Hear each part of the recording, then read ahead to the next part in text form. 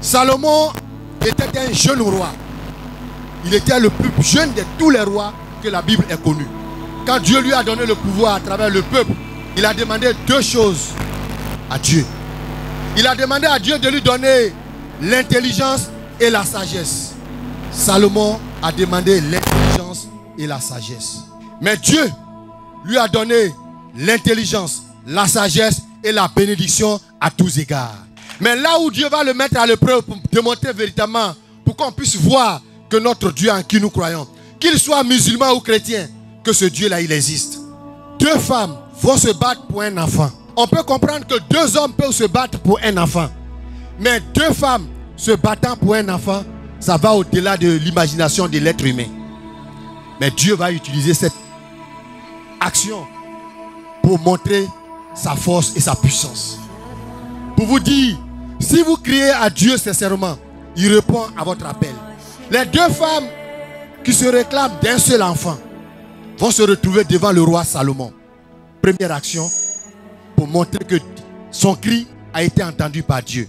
Malgré le jugement qu'ils ont eu à faire, les deux femmes n'ont jamais voulu accepter que l'enfant puisse appartenir à une seule femme. Et l'affaire va se retrouver devant Salomon. Et le roi Salomon va regarder son peuple. Il va regarder les deux femmes. Et il va leur dire, entre vous les deux femmes, c'est sûr que c'est une qui a porté la grossesse pendant 9 mois. Parce qu'une grossesse, ce n'est pas des heures. Ce n'est pas des jours. C'est des mois. Pendant 9 mois. Mais si vous les deux femmes, vous réclamez la maternité de l'enfant, c'est sûr que c'est une qui est en train de nous mentir. Salomon va regarder son peuple. Et il va regarder Dieu. Il avait demandé l'intelligence et la sagesse.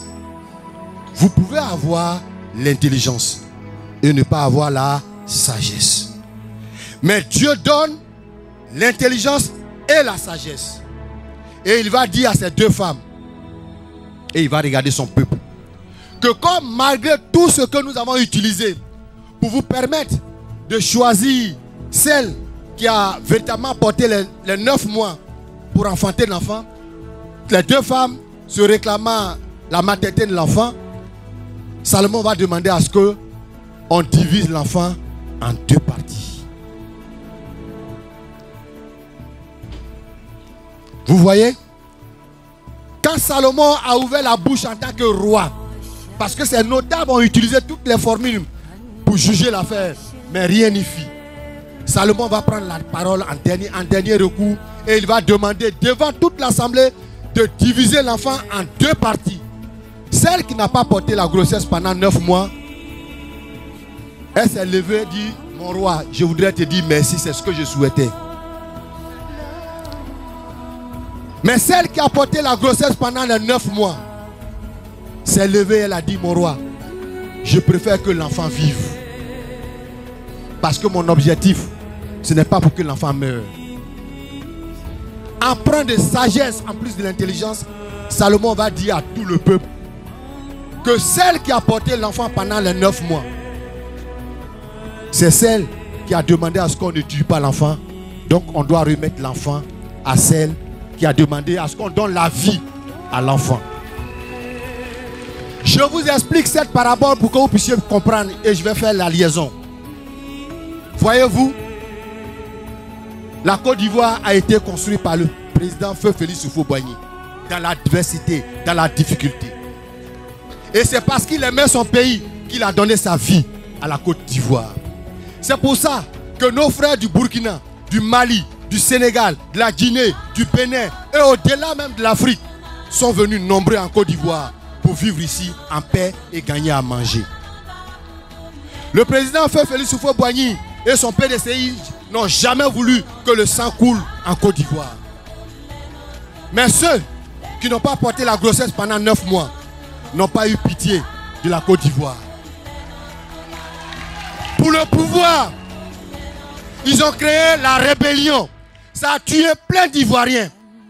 Pour le pouvoir, ils ont fait en sorte qu'il y ait 3000 morts en Côte d'Ivoire. Pour le pouvoir, ils ont fait en sorte qu'en 2020, qu'il y ait près de 100 Ivoiriens plus la tête d'un Ivoirien qu'on a coupé et ça ne leur dit rien et ils continuent. Mais ce qu'ils ne savent pas, Dieu leur a donné peut-être l'intelligence, mais Dieu ne leur a pas donné la sagesse. Celui en qui Dieu a donné et l'intelligence et la sagesse, il s'agit de votre président, le président Cheikh Tidjane Thiam. Parce que les autres parlent, ils disent que Alassane Ouattara et le président Tidjane Thiam, ils ont à peu près le même profil. Ils ont fait des études à l'extérieur. Ils connaissent dans le monde entier beaucoup de personnes.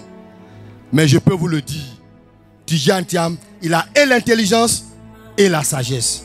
C'est pour ça que c'est à lui qu'on va remettre le bébé au soir du 25 octobre 2025 et permettre à Côte d'Ivoire d'avancer dans la bonne voie. Je vous remercie.